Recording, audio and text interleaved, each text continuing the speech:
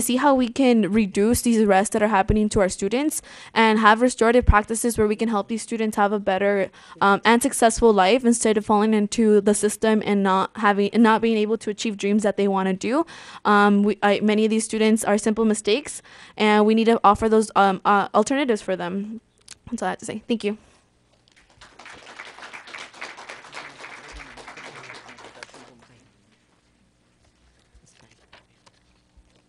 Thank you, school board and Dr. Miller. I also would like to thank all the parents and the youth who came up here today to share with you their stories. I also would like to thank Madeline. I think Madeline is an example of when she tried to share her story kind of triggered, some of the trauma she has had. And so I even know that she wanted to share her story, but this sharing her story publicly really caused some effect to her. Now, what I have here in front of me is, and I'd like to share with the board, and some of you are already seen this. Here you go. Is actually our supportive school climate recommendations. And what you'll see in the first page is what we identify as the problems, and the second page are solutions. And then we also have color-coded. The one in white is what you have recommended as the matrix for conditions in learning, and then also the ones in color are our recommendations. As part of Santa Ana BHC, students, parents, community members, and organizations, we have been working together for the last year to better understand and find solutions and alternatives that reduce suspensions and keep our students in schools. We have developed a comprehensive school climate policy recommendations for the Santa Ana Unified School District LCAP.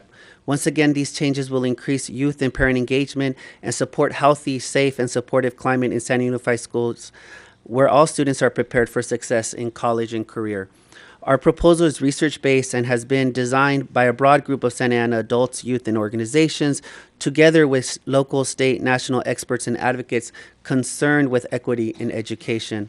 Like you, we want to see students in school and learning and keeping them in school and not have contact with our juvenile justice system. We want to work together to help Santa Ana Unified School District lead Orange County in student achievement.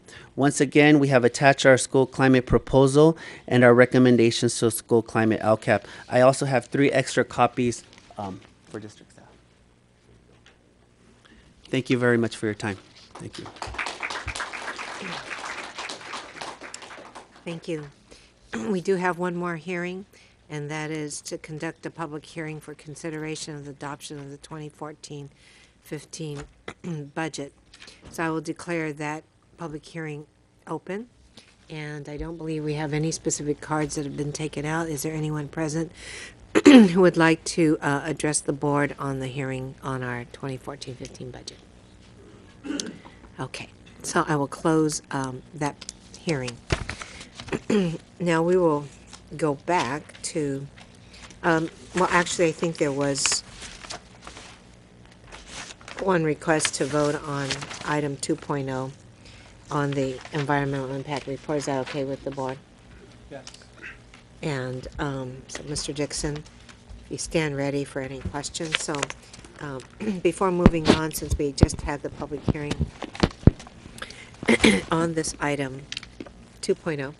2.0, adoption of resolution number 1314-3016, approval of environmental impact report, mitigation measures, statement of overriding considerations, and construction and operation of the Santa Ana Unified School District Sports Complex project.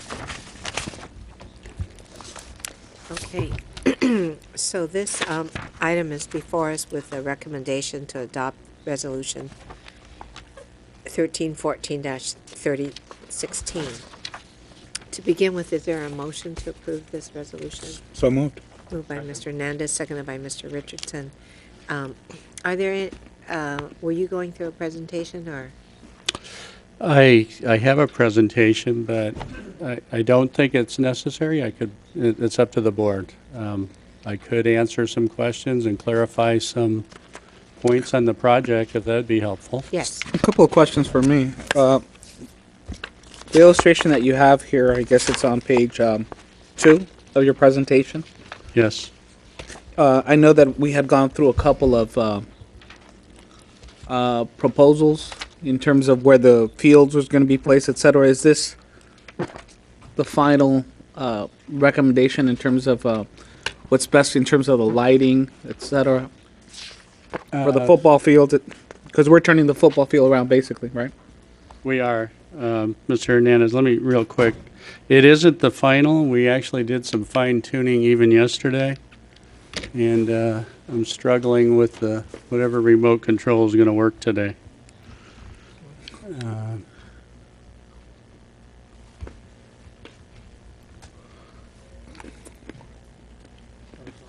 There we go. Thank you.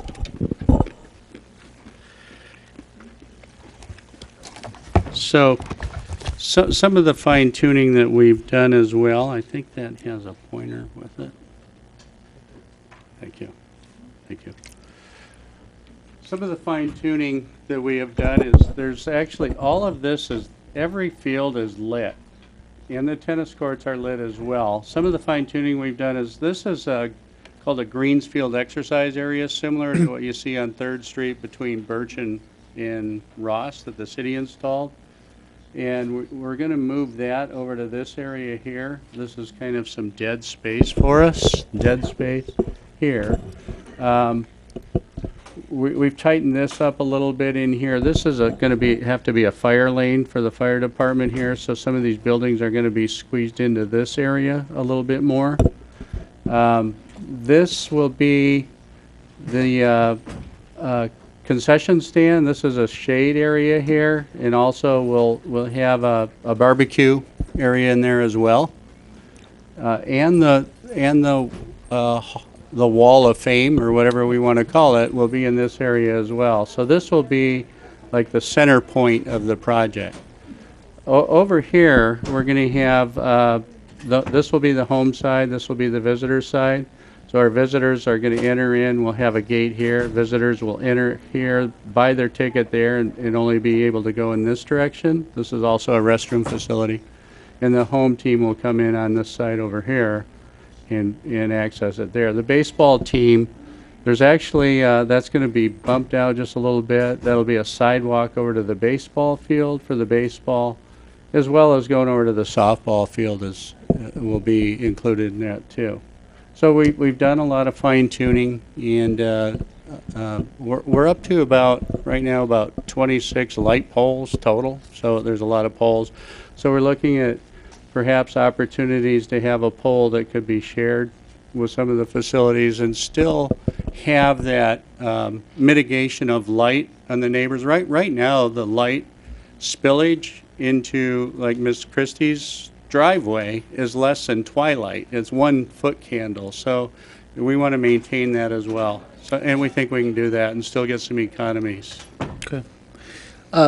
As far as that Walk of Fame or memorial that I had been asking you for, you said that's going to be the center point of the project. So where's the entrance point, I guess, to it? The access. For that, it will be from this parking lot. It'll be right into here, or from this parking lot along here to there. So it's more of a community area. Right. Where this is going to be more focused for the high school. Okay. I believe the intent here, and you can tell me if I'm wrong, is to make this a Santa Ana Wall of Fame. Right. What I had when I had brought it up to your attention, what I wanted is not. There's a lot of our students throughout the district. This is a school district complex, the way I see it, not just for Valley. I mean, obviously Valley's going to be a huge benefactor, but we've had a lot of young men, young women who have excelled and gone on to wonderful, college careers, professional careers even. And I think it would be nice for the youth that is growing up here in Santa Ana that uses this complex to be motivated by that, but to understand that there are individuals that came long before them who have succeeded. So, I had 2 thoughts about that. One, obviously recognizing some of those individuals who've gone on to college, etc. But then I also wanted an area possibly where people could donate, whether it's buying a small plaque, buying a brick, anything that would help generate some kind of ongoing revenue for this particular project. I think